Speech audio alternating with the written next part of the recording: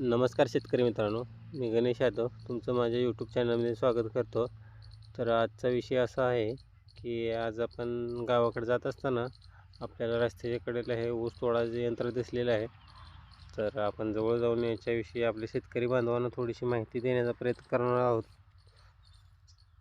तर व्हिडिओमध्ये आपण पाहू शकता की कशा पद्धतीनं ऊस हा तोडला जातो आहे. तो तोडलेला ऊस इनफिडरद्वारे स्टोअर केला जातो, म्हणजे साठवला जातो आहे. नंतर ते इनफिडर भरल्यानंतर त्या प्लॉटच्या बाहेरच ट्रॉल्या उभ्या केलेल्या आहेत, त्या ट्रॉल्यामध्ये नेऊन ओतला जातो आहे. तर याचा आता या यंत्राद्वारे ऊस तोडल्यानंतर याचा फायदा काय व तोटा काय हे आपण थोडक्यात जाणून घेऊया. तर या यंत्राद्वारे ऊस तोडल्यानंतर आपले शेतकरी बांधव जे कोणी पाचट कुट्टी किंवा पालाकुट्टी करतात त्यांना याचा फायदा होतो. कारण नंतर जो आहे म्हणजे मजुराद्वारे जो तोडलेला असतो, ऊस तोडणी कामगाराने जो तोडलेला असतो, नंतर याचा पाचट कुट्टी करायची गरज पडत नाही.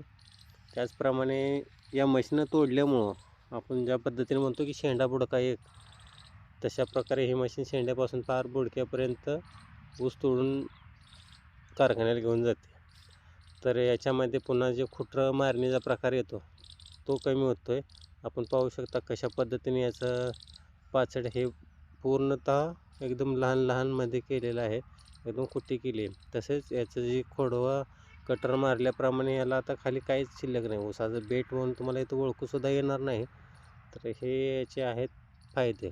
आता फायदा म्हटल्यानंतर तोटा पण असणारच आहे. तर याचा तोटा असा आहे की याच्यामुळं रान जरा जास्त घट होतं आहे बरं का. तर आणि दुसरा तोटा म्हणजे हे पाहू शकता आपण की जो कडचा ऊस आहे ते मशीन काही घेत नाही, ते आपल्याला असं माणसाद्वारे तोडून जे आहे ते जे ऊसाच्या ह्याच्यामध्ये नेऊन पुन्हा टाकावं लागतं आहे.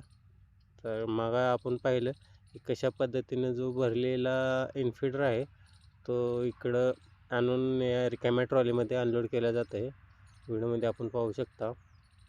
तर तुम्हाला कोणती पद्धत आवडते नक्कीच सांगा.